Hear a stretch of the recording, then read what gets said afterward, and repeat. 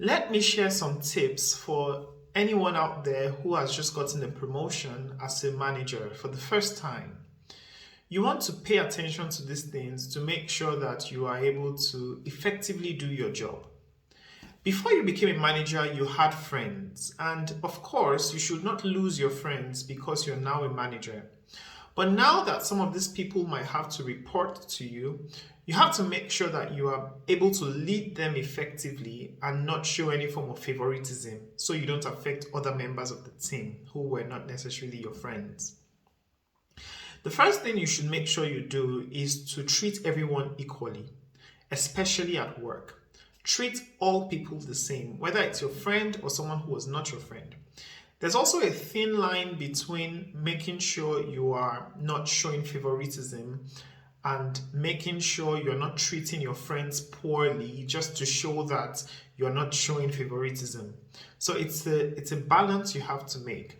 So treat everyone equally, show everyone the same amount of respect, and do not allow those who were closer to you to exert or show any form of undue influence over you.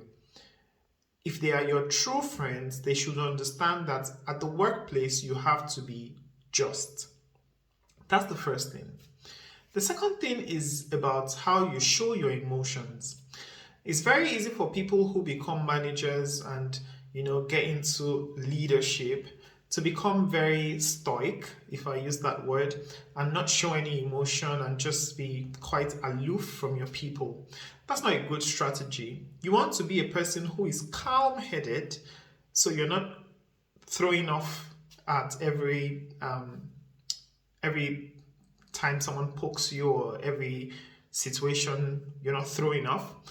At the same time, you want to be someone that is passionate. You want to be someone that things touch. You want your people to see that, hey, this thing touched him. He's very passionate about this. Now, you're not being emotional unnecessarily. You're not being touchy, but you are showing that you have emotions as well as a manager. One mistake I've seen many people, sometimes people who were my managers, make is that once they became leaders, they just treated things like as if it didn't really matter and they were not really concerned and they were just aloof, they were higher than everybody else. That is not a very good place to be. In fact, you alienate yourself from your team when you do that.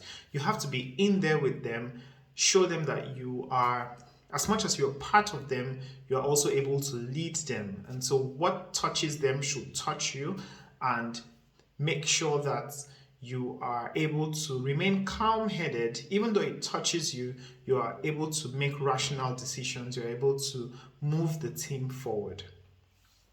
The third thing I want to talk about is about having confidence.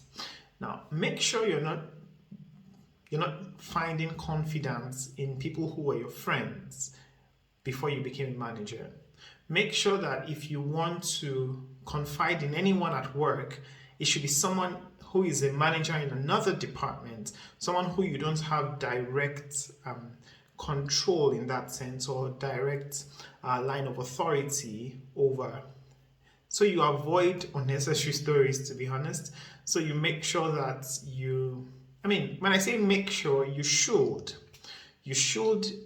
try to find people outside your line of direct authority to confide in, so that in that case you can treat everybody under your influence or under your authority equally. I hope this were helpful, and I'll see you in another video.